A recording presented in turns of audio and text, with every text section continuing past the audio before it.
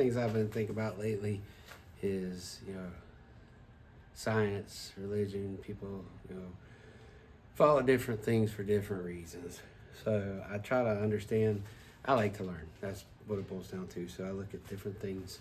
Sometimes I'm wrong, so I change my way of thinking. But so I made me a disclaimer to try to put this out so as you listen, you kind of understand where I'm coming from. So what I said, if just because I disagree or don't understand your point of view, does not necessarily mean I think you're wrong. If you say you like burgers, they taste good, and I say I don't like burgers, they taste bad, well, that's a subjective thing. That's, it is what it is. But if it's something more rooted in facts and objectivity, yes, I think you're wrong, but it doesn't mean I look down on you. It doesn't mean I disrespect you or I think you're like inferior by any means. It just means we don't agree. So if I seem like I get frustrated with someone when I'm talking, it's not with the individual, it's with myself. And that happens sometimes because if I don't understand something, it bothers me because I want to understand. Example, recently, my daughter wanted help with calculus. So I bought 3 books on calculus. I don't remember doing calculus since high school. So in high school, I could look through a book, teach myself, and do it. And I literally slept through classes and made A's. So it was easy then. Not so much now. It's a lot harder to learn. So I get frustrated. But it wasn't that I was frustrated with her or that I was frustrated with the math. It was that I was frustrated with myself because I couldn't do what I used to be able to do. So don't ever think if I'm talking to you or asking questions that I'm questioning you or looking down. So I want to put that out there. As far as understanding and personalities, we're all the same. We're exposed to different experiences and circumstances, data, the people in our lives, trauma, whatever. And those things that throughout our life, they cause us to have certain beliefs, values, even desires. Some people want to be rich and famous. Some people are happy living a simple life and quiet and peace. To each his own, right? But we're all a product of our environment. We're all a product of the people who raise us, the people we hang around with. We rub off on each other, good or bad. That's just the way it is. So, yeah, we're all people, and we all have our own thoughts and feelings. But I'm never going to push mine and say you're a horrible person because of this or that. I just may not understand, and I may ask questions because I'm trying to understand. While I talk about things that sometimes seem negative, it's not that I enjoy the negative or I want the negative. It's that I'm trying to understand things. I really do have a very positive and optimistic outlook.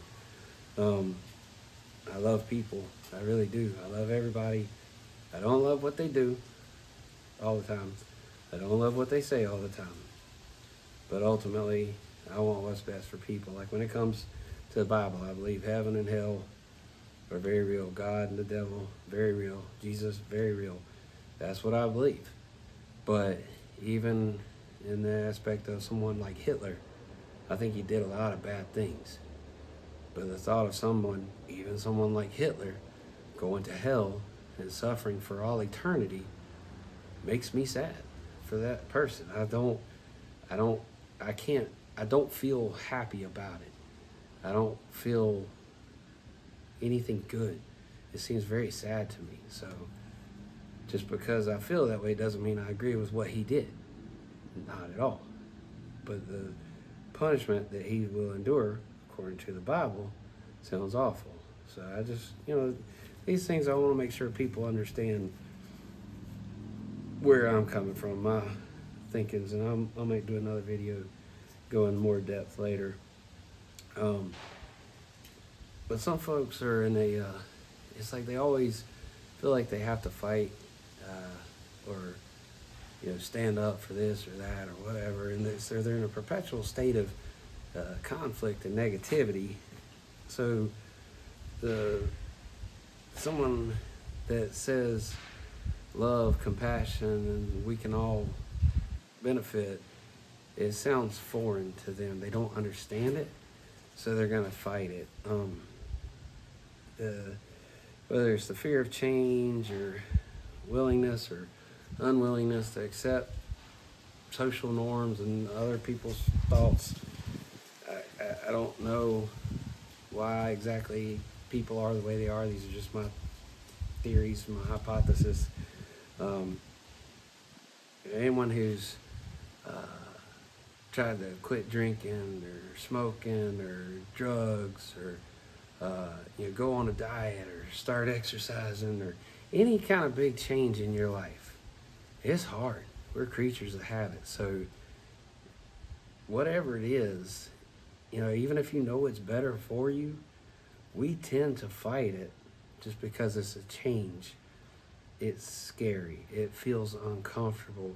So we'll stick with the bad, even though it's bad, just because the fear of change or the unknown scares us, and it's uncomfortable changing. So, one of the things, like when I came home from Iraq, I love my wife, love my kid, but when I came home, it was weird, being gone. You come home, she's used to being a single mom and doing things without me. I'm used to basically just worrying about myself. And then now we gotta come back together and act like a married couple in the same house, and our ways of doing things are different from each other. So we adapt and we cope with it. So all those things keep in mind as I go forward with the Bible versus science. So I thought about it, and it started with the whole flat earth, globe earth. We'll get a little more into it later, but it made me ask a lot of questions. So I put Bible versus science and not religion versus science, because science itself is like a religion. You look at the definition, I wrote it down, a particular system or faith or worship. That sounds more like the Bible, but a pursuit or interest to which someone ascribes extreme importance. There's a lot of folks in the scientific world that fight like crazy against the Bible just because they can't justify it, they can't measure it, or their peers make fun of them. I don't know, whatever reason they fight it. So, but as I was doing this, I was like, what is the pursuit definition? The action of following or pursuing someone or something. Well, that's kind of interesting, because when I talk about the Bible, I'm talking about Christianity as far as a follower of Christ. Not, hey, I'm a Christian, giving yourself a label and not actually following Christ. So when I say Christian, I mean someone who follows Christ, Jesus' example, and tries to be like him.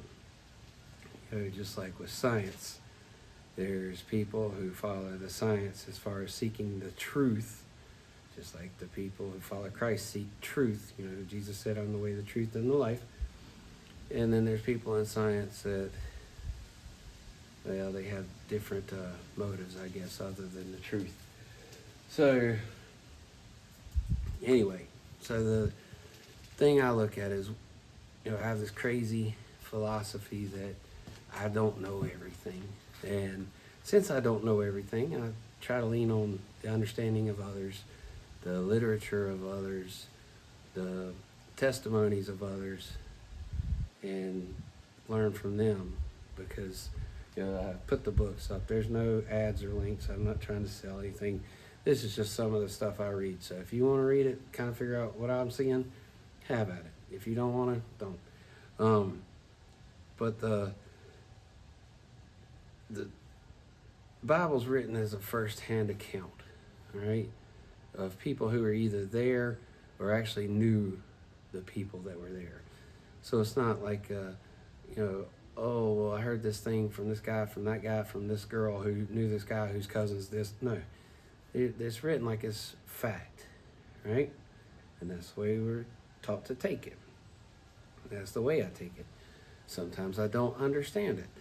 How does a bush burn but not burn but talk? And I don't understand it, but I don't understand exactly how cell phones work either.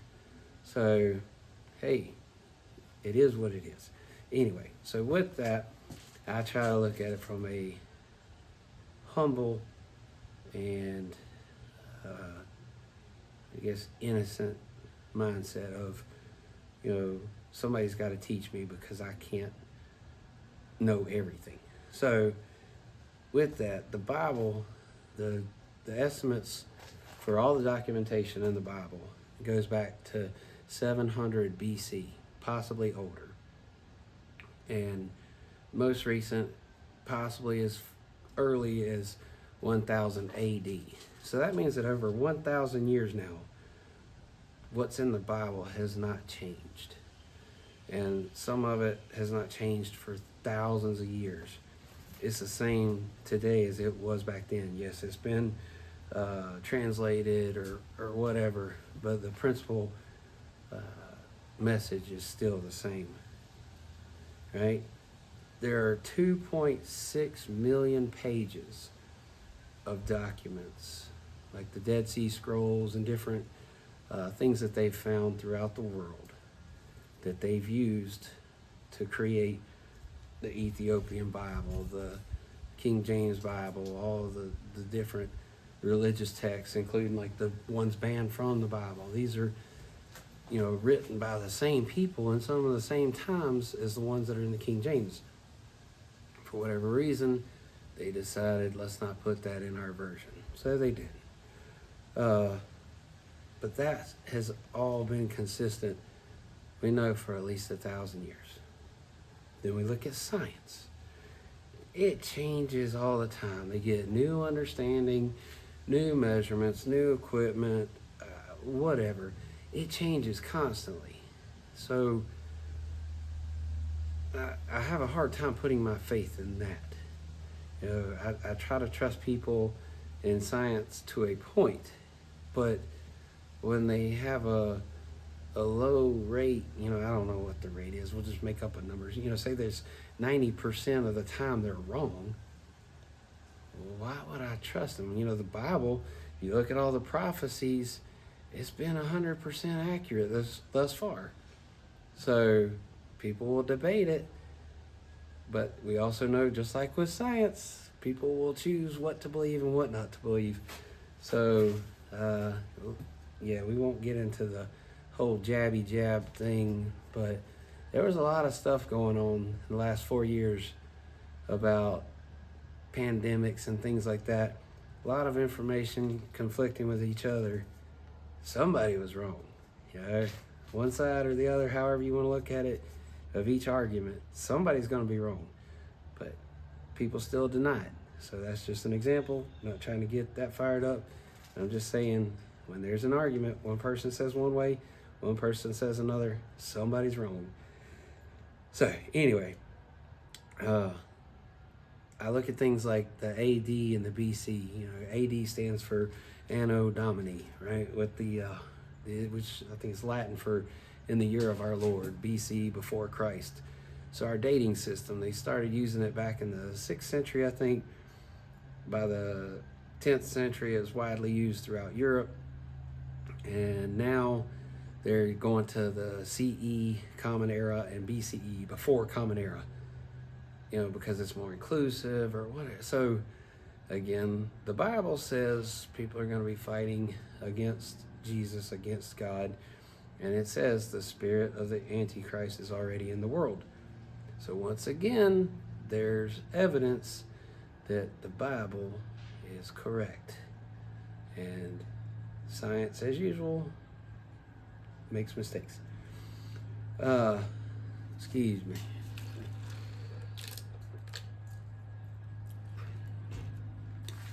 So, I heard somebody say it one time. They're talking about who do you serve? And I thought that's a good point. We all serve somebody.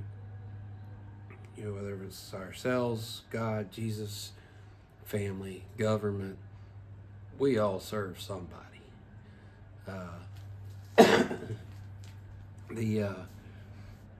I remember when I was a private in the Army, and I didn't like it at the time because I was a private.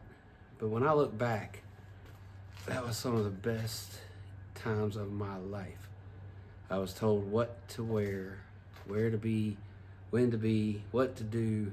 I didn't have any responsibility really, and I didn't have any stress. I didn't have a lot of worry. I just did what I was told, when I was told, how I was told.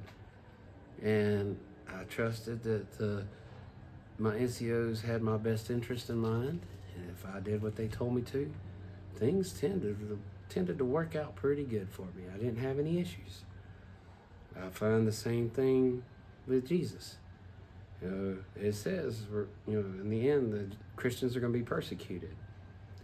Maybe, but say I suffer and die, say I suffer and torture for 10 years, okay, but I get an eternity of no suffering in any form, no sadness, no pain. It sounds like a pretty good trade-off to me. So, I don't want to go too far that, but we all serve somebody, all right? If you follow your friends, you follow your family, you follow your government, whatever, where are you going to end up? You follow Jesus, where are you going to end up? You follow yourself, you just serve yourself and your money, where are you going to end up? Every generation, every culture, I think in history, has had some kind of deity, some kind of God. You look at all the different religions and things like that, because deep down we know there's more than just this life. Otherwise, what's the point? Why would we have religion? We're so advanced, we're so smart, blah, blah, blah. We look at the pyramids in Egypt and things like that. They don't know how they were built. They don't know why they were built. They don't know what they used, what the function was. It's aliens. Yeah, it's a bunch of, it's like a kid coming up with silly excuses. So, I think what happens is, we gain knowledge. And once we gain knowledge, we gain wisdom. And once we gain wisdom, we gain humility. And once we gain enough humility, we realize we don't know everything. We're not perfect. And maybe we can do better. And that's when people seek the truth. They seek knowledge. They seek more wisdom. I think what's happened is a lot of people don't like the truth, so they just stop that process. So before the humility stage, they don't want to admit that they're wrong or that there's even a possibility that they're wrong. So they shut down and won't let anything in that might contradict them. So, you hear a lot of stuff on TV about sheep. Well, guess what? We're all sheep. We're all following somebody. Whether you want to admit it or not, you're following somebody. You're following somebody's example. You're following somebody's ideas, somebody's beliefs. Even the richest people in the world, they're following some belief or ideology that they want to have that money, and that money somehow makes things better or whatever. Otherwise, why would they do what they do? So, we are all sheep. I don't care what you say. That's my belief, is that we are all sheep, and I choose to follow the good shepherd, as the Bible says in Jesus. So, again, that's just my thought. So, I think some people, uh, they want to be part of the cool crowd or the winning team or want to be accepted. Like, I think some groups are more hostile and hateful than others, and they are all about, shaming or terrorizing people into submission, and then they start to see, hey, maybe this isn't right, but they know the hate and the capabilities of those people in their group, so they're afraid to separate from that group because they know what will happen to them if they start speaking out against them, because they know firsthand how much hate is in that area. So I think that's, people are scared, so they just go along with it, and whatever, it is what it is. So, the trying to stay back on topic, but I put our limited knowledge or thinking limits us through arrogance, and I've struggled with this, because so if I can't explain it, if I can't understand it, if I can't imagine it, then it's hard to believe, right? But I think some people think if they can't explain it, they can't understand it, or they can't imagine it in their brain, it must be false, right? Whereas I try to say, I don't understand. I want to understand, and I have in the past said, oh, that's just not right. So I'm trying to be more humble and, admit that I don't know everything and look at everything with that lens of humility. But I learned a long time ago, like, I would be honest, I would be generous, I would be sincere. And, like, I had one friend tell me people only hang out with you because you buy stuff for them and they want your money. I had people tell me I was too nice and things like that. And I had people take advantage of me because I was loving and I was kind.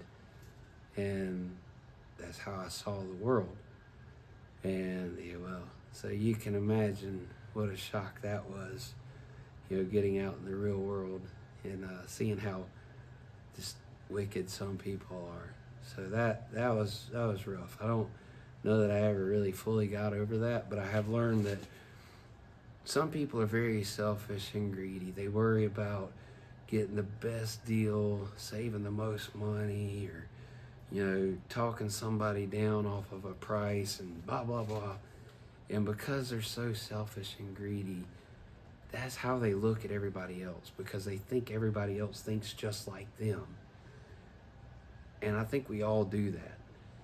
So if you're loving and compassionate, you look for the loving and compassionate side of people. If you're hateful and judgmental, that's what you're going to see in people, even if it's a small portion. So be careful what you look for.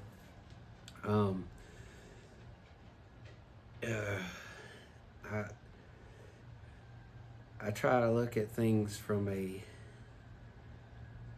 humble side, but also a logical side. And I know I see things different. Even as a kid, I would hear things like the world according to Brian, because I just saw things different. It is what it is. And I think it's worked out for me pretty good. But also, I do like movies, so I was thinking about it.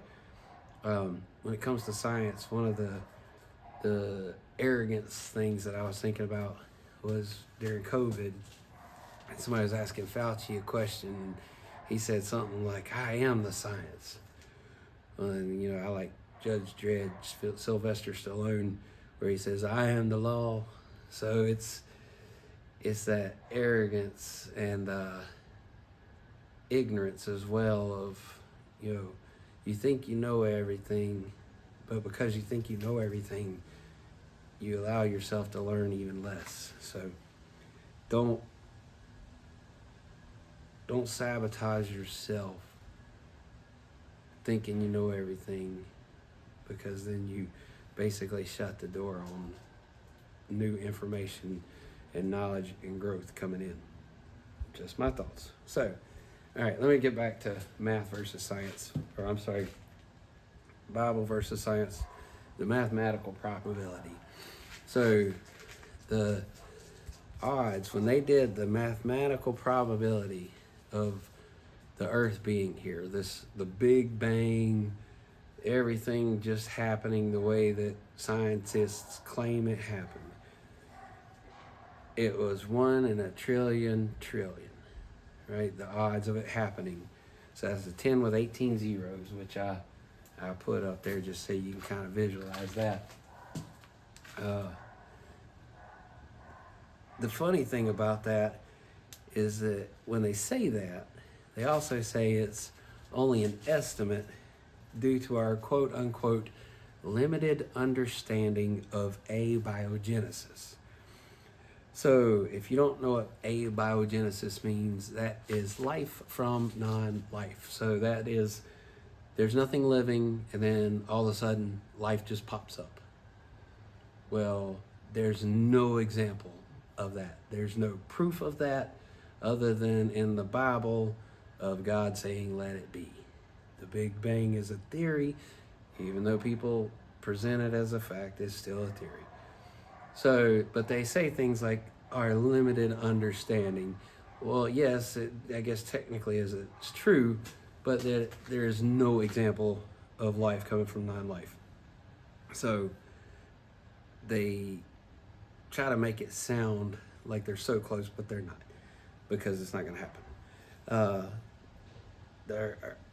Our theories are constantly changing. Ancient times, the earth was the center of the universe, right? Anybody, was it Galileo or whoever, Magellan, I don't know, somebody said, no, the earth is not the center, and they put them in prison, right? For daring to say we're not the center of the universe. But then, they said, oh, well, maybe the sun is the center. And then Einstein theory of relativity, the 20s, was it Hubble? No, the universe is actually expanding. It's not just sitting still like we thought. And, it's expanding, it's slowing, it's speeding up. It's constantly changing. We got the James Webb Space Telescope, the Event Horizon Telescope, both of which have these departments that are art people, and they take all these x-rays and infrared and ultraviolet, radio, things like electromagnetic, all these different frequencies and measurements, and then they put colors and shades and things to make it look pretty and say this is what it looks like, when it's not. It's just what they think. So a lot of times when you look, it'll say like the graphic view on the websites, which basically means it's a computer generated image. It's not an actual photograph.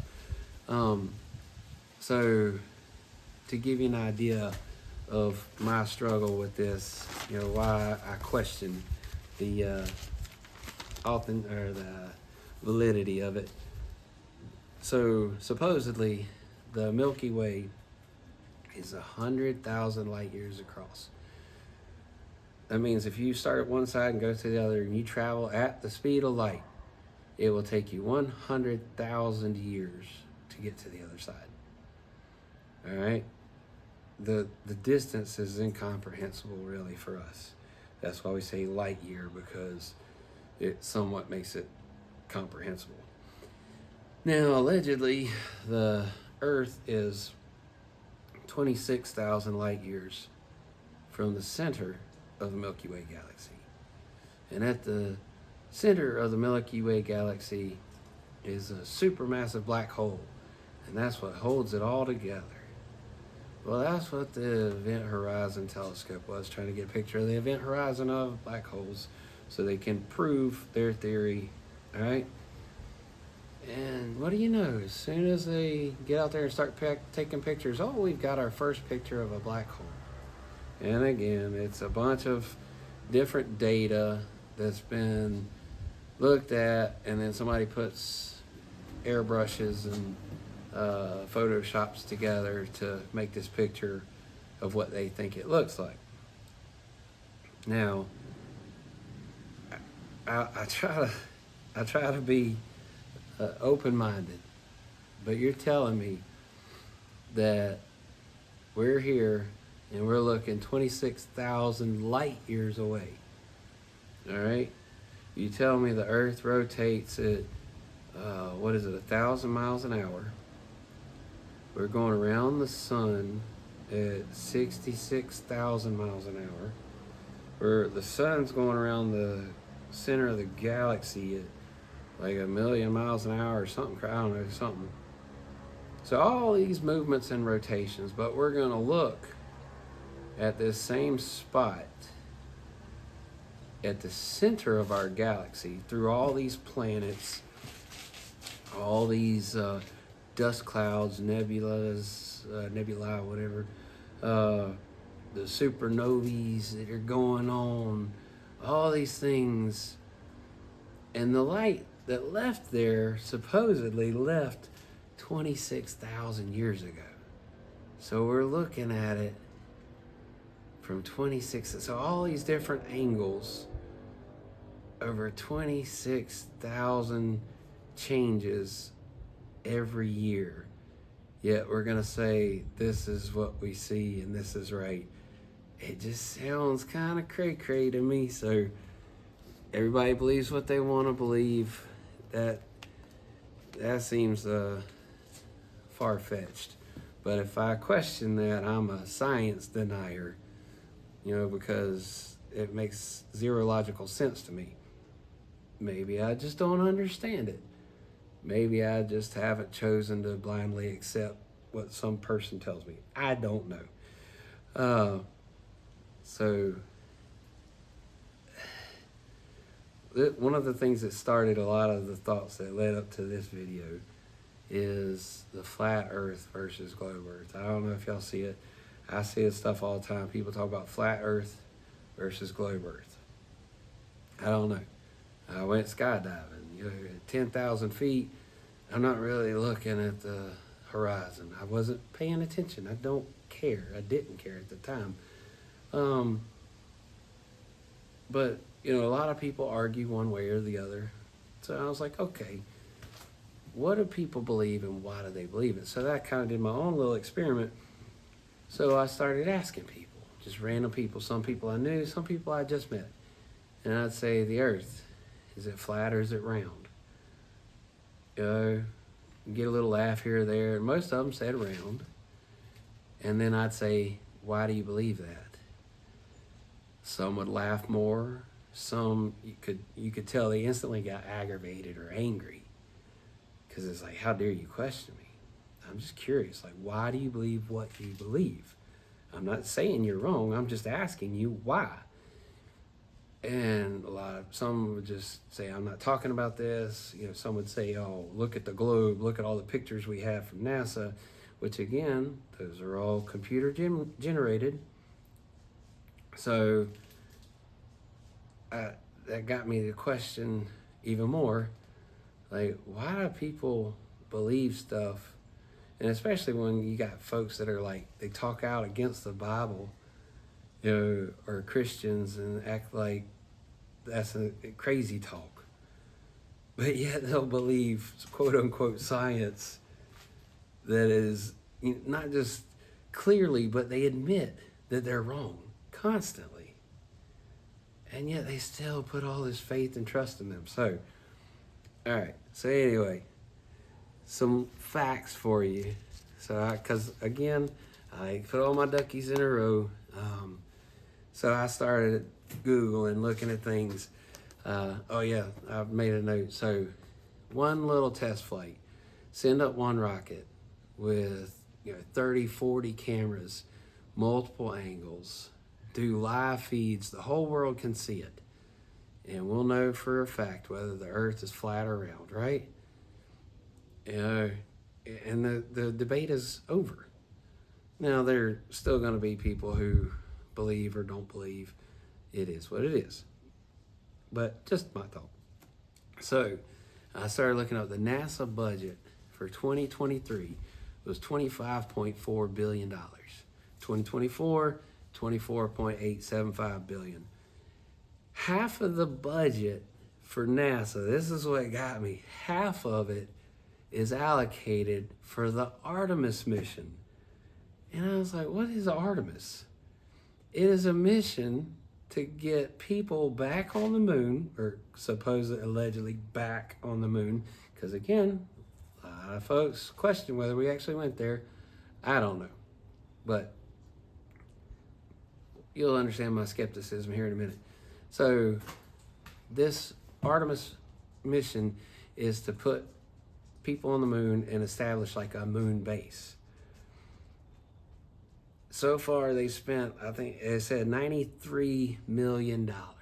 I'm sorry, billion with a B. So $93 billion. It started in 2017. So 7 years, $93 billion in 2020, the 2020 era, right? And they still haven't accomplished their mission. So I was like, well, what did we do when we went on the moon the first time? Allegedly. JFK, September 12th, 1962, we choose to go to the moon. The whole, not because it's easy, because it's hard. All right. So September 12th, 1962, he says we're going to the moon.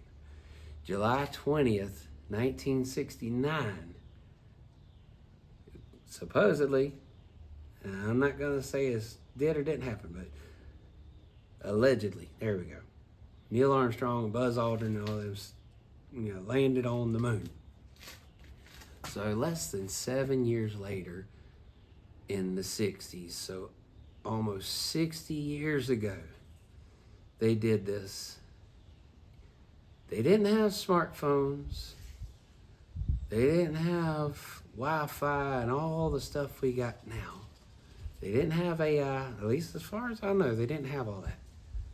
Yet almost 60 years later, they can't accomplish the same thing. It just doesn't calculate. It doesn't make sense to me. So, I don't want to be a science denier or conspiracy theorist. You can call me whatever you want. But logic tells me that doesn't make sense. So, back in the 60s, the national budget was $25.8 billion. That's the equivalent of $182 billion today. They say, NASA says we lost the technology, we don't have the telemetry data, we don't know how they did it. Again, doesn't make sense. They know everything that happens in all the world. I mean, even 9/11, what was it, like an hour or two later, somebody was claiming to find a passport or something on the ground at the World Trade Center or something. I don't know. It's just like all these different stories. And again, I know some of it's fabricated, and I know some of it is designed to deceive. So I try to look at everything with an open mind, but this just doesn't make sense. But the why, one of the things I've always tried to do in the last 15, 20 years, if I question whether someone is telling me the truth or not, I ask myself, what reason do they have to lie to me? Excuse me. So what reason do they have to lie? Sometimes that makes it easier to believe them. But in this case, what reason do they have to lie? The Russians launched Sputnik October 4th, 1957. There was the Cold War going on. We were technically at peacetime. This amount of money that they put into the Apollo missions was the largest commitment of resources ever made by any nation in peacetime, even to today. Okay? There is huge amount of money pumped into this. There was a lot of reason, for them to lie. Even now, as far as flat Earth or globe Earth, if you're getting, in the court of law, they call it reasonable doubt or motive. People, they'll kill someone for money, right? They'll, people rob houses, hurt people, corrupt governments, do stuff for money, power, whatever. So imagine you're getting, what did I say, $25 billion a year, taxpayer money. Would you keep a lie going to keep getting your part of that? Just saying, there's a lot of motive. Back to the Earth, but not the flat Earth. We're going to go to the layers. So the Earth, they tell us we've got this molten iron core, right? And some people say it's seismographs and different ways of proving, I guess is lack of a better word, that it exists. So they tell us that this molten iron core is spinning at the center of the Earth, and that's how we get our electromagnetic field that protects us from the sun and cosmic rays and whatnot. The Earth's diameter is 7,926 miles. So that means it's almost 4,000 miles from wherever you're sitting to the center of the Earth, supposedly. They're going to tell us what's happening 4,000 miles below our feet. So I was like, okay, just curious, what's the deepest hole ever dug on Earth? That's in Russia, 40,230 feet, which equates to little less than 8 miles. So less than 8 miles. But yet they are going to tell us what's going on 39 miles deeper. The crust thickness, according to all the different, you got the different layers, the crust, the mantle, the core, all those different layers, right? So again, according to science, the crust is 3 to 43 miles thick, where the thinnest parts are at the bottom of the oceans. So on ground, it could be 43 miles thick. So an 8-mile deep hole won't even get through the first layer. So, again, it seems questionable to me, as they say in Tarzan. Going back to science, carbon dating, potassium argon dating, uranium lead dating, all these different dating methods, right? In school, we were taught, the dinosaurs are this old, and carbon dating proves this and proves that, and this civilization is this old, and carbon dating this and that, right? Well, things keep changing, so I try to stay up to date. So I looked at the National Center for Science Education, the NCSE. And I was reading, radiocarbon dating is only accurate up to 50,000 years. That's what it said. So then I keep reading, and I get down to a Q&A section. Question: coal, oil, and natural gas are supposed to be millions of years old, so how is there carbon-14 in those things that are supposedly millions of years old? Because of the half-life, it should be gone. Well, the answer on the same website that just said 50,000 years, very simply, radiocarbon dating doesn't work well on objects much older than 20,000 years because beta radiation swamped by background radiation. So first it was millions of years, then it's 50,000 years, now it's 20,000 years, right? Yeah, so what is carbon-14? Where does it come from? Again, this is how my brain works. Carbon-14 comes from cosmic rays interacting with the nitrogen in our atmosphere, knocks off the electrons, creating carbon-14 in the upper atmosphere, and it falls down to Earth, and then plants and animals absorb it, digest it, consume it, whatever. And then when things die, there's a set amount of carbon-14, supposedly. And so they measure the amount of carbon-14 compared to the amount of carbon-12, and that's how they determine the age. Assuming that it's all constant, right?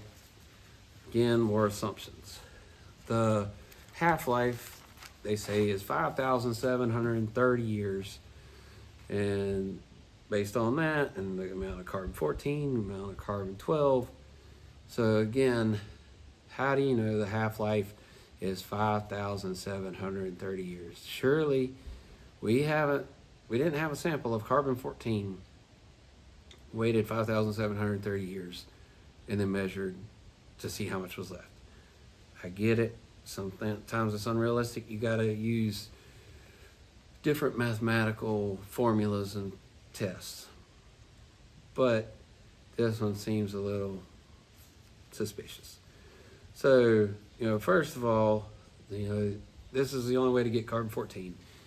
Well, then people start asking questions. Well, how is there carbon-14 deep in the ground? Well, then they say, that's uranium decaying, and as the uranium decays at a certain rate in certain ways, then we get carbon-14. And I'm trying to process that one because that still doesn't make sense to me. But whatever, that's what they say. So carbon-14 comes from the atmosphere and the ground, right? And it has a half-life of 5,730 years. Well, diamonds supposedly take 1 to 3 billion years to form, which if you do the math, there pretty much is 0 carbon-14 left because it all decays. Yet we find carbon-14 in diamonds, right? So explain that one. Oh, that's just contamination. So every other instance, there's 0 chance of contamination. But in the case of the diamonds where it disproves a theory, then it must be contamination. I don't trust it. So then I said, what is carbon dating? How did we come up with it? So this is a fun part. So first invented in the late 1940s. Now, is that 45? Is that 49? I don't know. It just says late 1940s. But they say that we can't date anything after the 1950s due to the bomb effect because of the nuclear testing has messed everything up, messed up the balance, the equilibrium. And they said that in 100 years, if you try to carbon date something, there'll be no difference between a t-shirt of modern day and a Viking tunic. Right? So they tell us it's not accurate anymore because we've messed up the environment. But then it's discovered, or the carbon dating method is developed at the same time they're doing the nuclear testing, which the first nuclear test was July 16th, 1945. But then they developed this radiocarbon dating and tell us it's not effective because of the bomb effect. But they developed the method at the same time they're testing the first nuclear bombs. I can't make this stuff up, people. I'm trying to understand. I really am. I am seeking the truth, and this is what quote unquote science is giving us. So, yeah. So then we move on, because surely science couldn't be wrong anymore. Yeah, just wait for it. Anyway, so growing up, I don't know about y'all, 80s and 90s, we were taught these petrified trees take millions of years to petrify, right? So they took a tree that was petrified and took it, I think, if I understood it right, they took it to multiple labs and asked them to date these petrified trees. The dates for the ages of these trees ranged from 340,000 years ago to 2.8 million years ago. What they were told after the dating process was that these trees were actually alive 30 years ago, and they were buried by the Mount St. Helens eruption in 1980. So it's just yet another example of science being wrong.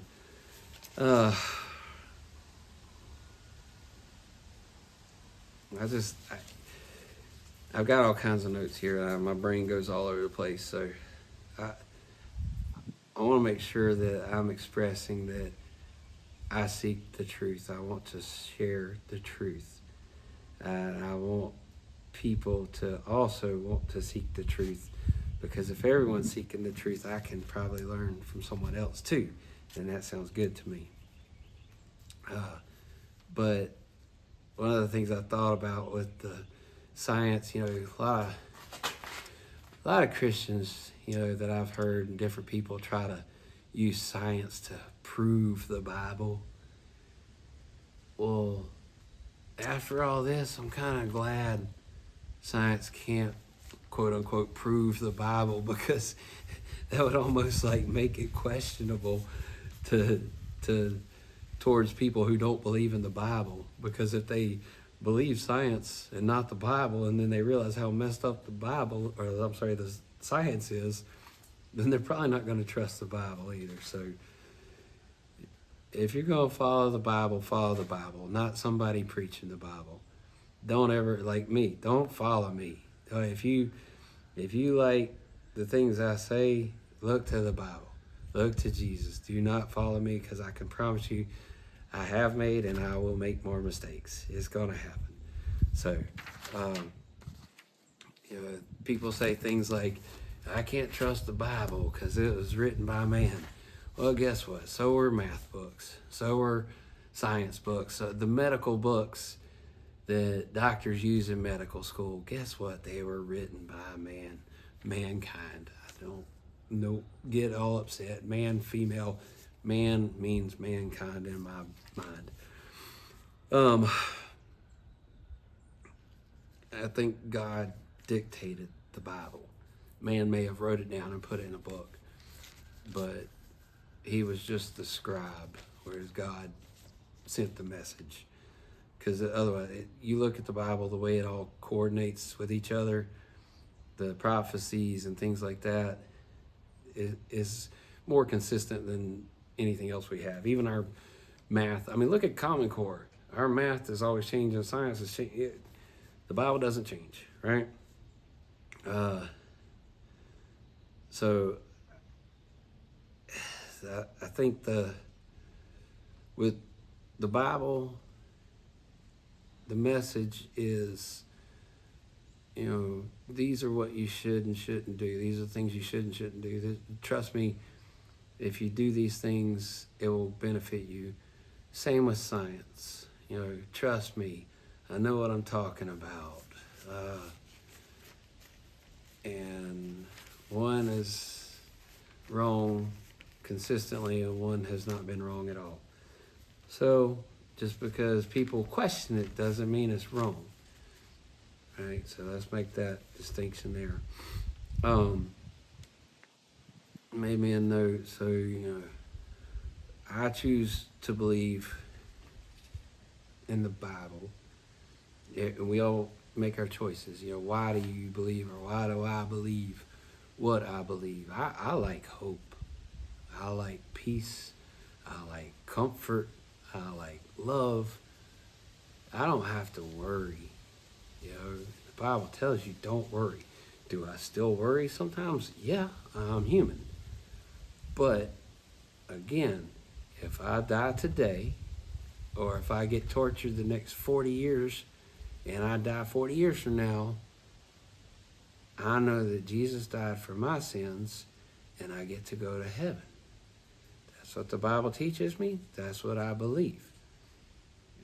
I'm very happy about that. The atheists that they say there's no God or whatever, that to me seems very depressing. You're just nothing. You're here. You get a roll of the dice, and hopefully it works out good for you, and then you die and you're nothing. So that sounds quite depressing to me, but that's just me.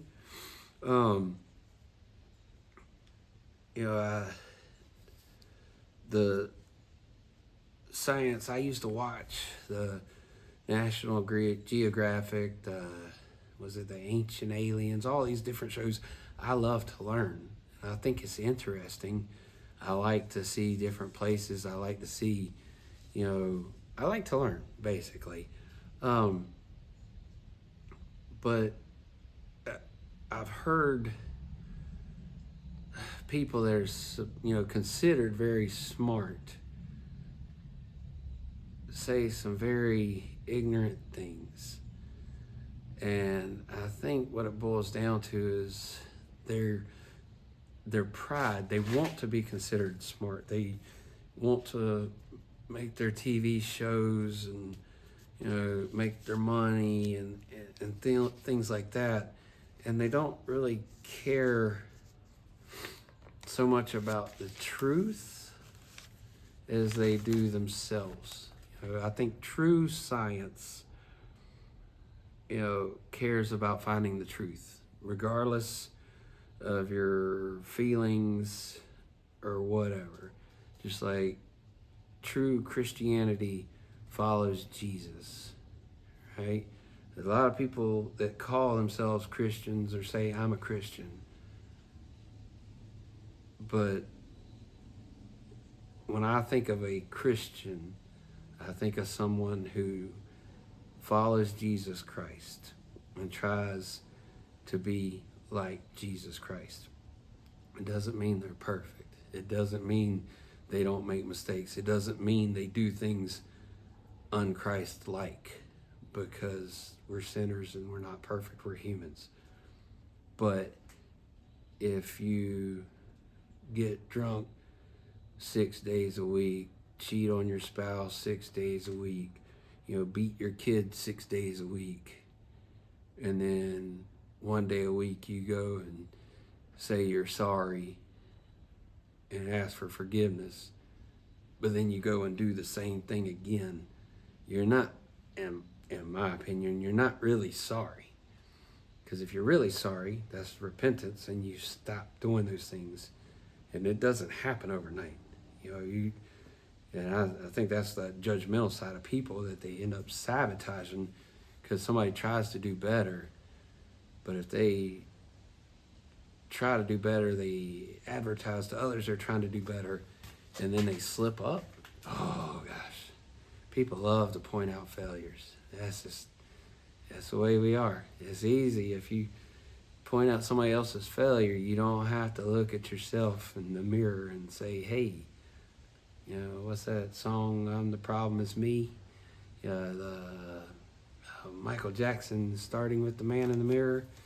If you want to make the world a better place, you got to look at yourself and make a change, right? Jesus talked about that.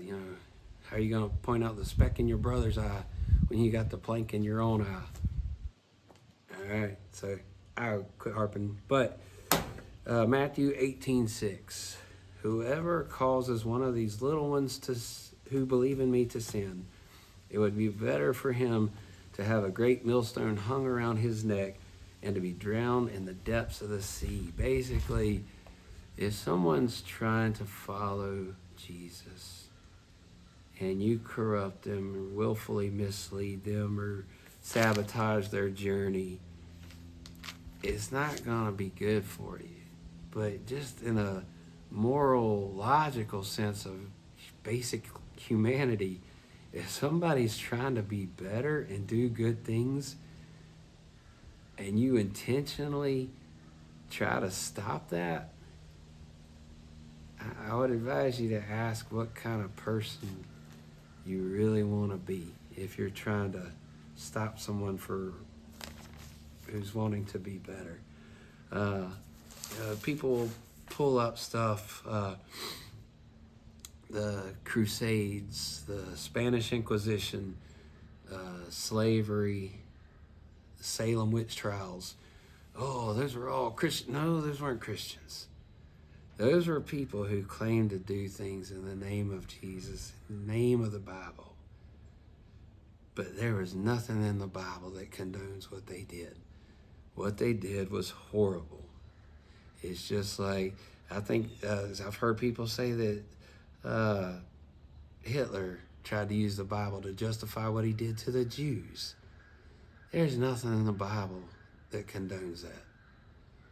So those people twisted and manipulated the Word of God for their own beliefs, selfish benefits, whatever, right? But Jesus made it very clear on what we should and should not do. So if you're going to judge Jesus based on Bob and Susie, then you're not worried about Christians. You're worried about Bobbians and Susians, right? Don't worry about the people. You got Jesus as the shepherd. His sheep are the flock. The Christians trying to be like Jesus. Well, if one of those sheep wanders and falls in a creek and gets stuck in the mud, are you going to sit there and say, oh, the whole thing is bad because this one sheep got lost? You know, the whole thing is bad. No, one got lost. But what does the shepherd do? He says, hey, follow me. Hey, focus. Cleans him up. Washes him white as snow. Says, let's try this again. That's Christianity. So if you have someone sitting there being mean and hateful or judgmental, like in a rude and unloving way,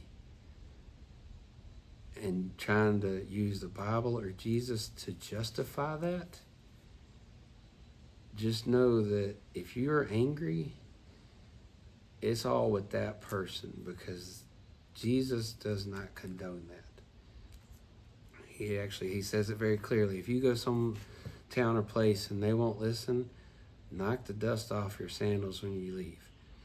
There's nothing about hound them until they submit to your will or your beliefs. No, that is not Christ-like. He is very clear about that.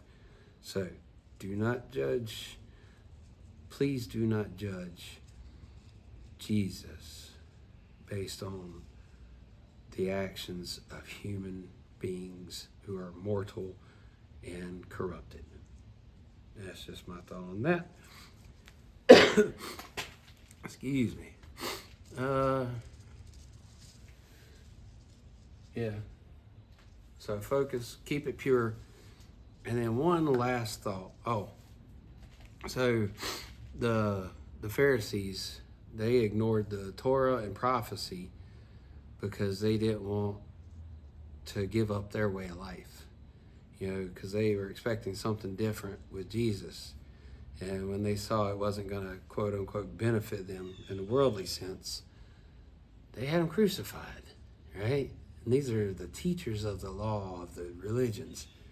So keep that in mind when you go to churches, and especially look on TV and see people supposedly preaching the Bible. So again, follow Jesus, not man. So here's one of the things I thought about, and take it however you want. But Santa Claus, Christians and scientists alike, we teach our kids about Santa Claus. Now mine are older, so we did the Santa Claus thing, so this is not a, talking down to anyone. I did it too, but here's my thoughts on it. So how many millions of people, mostly kids, believe in Santa Claus in the United States because they were ignorant and they trusted someone who told them to believe this lie, and they willfully lied to them because they thought it would benefit them, right? Oh, it's just a little white, it's a lie. So for Christians, you sit there and you tell your children there's this magical fat man coming to bring presents. That's a lie, right? We're not getting into what Christmas is about. No, just the fact is you lied to your children. You told them a fairy tale. You willfully tricked them into believing a lie. The same with scientists who are all about facts and this and that. But they will sit there and tell their kids, oh, this magical fat man's gonna bring you some presents. Again, a willful deception, a willful lie, because we think it will bring them joy. And then, I don't know, like for me, I felt stupid when I found out he didn't exist. And it was like, I felt stupid, a little angry. It's like, why would you lie to me? What's the point? And it's like, okay, they love me, but they try to make it better. But the first thing was, I feel stupid. So are we really benefiting ourselves and our society and our children by telling them the lies? I think this is a common ground, Christians and scientists, believers and non-believers. What's the point? And what's the price? Do we even realize what the true price is? What are the consequences that we haven't even factored in or understood yet? So that's my thought. Bible, science, both are religion. Find your truth, follow your heart, and don't take my word for it. Read yourself, read your own books. Those are just some of the ones I read. I love y'all. Wish you the best.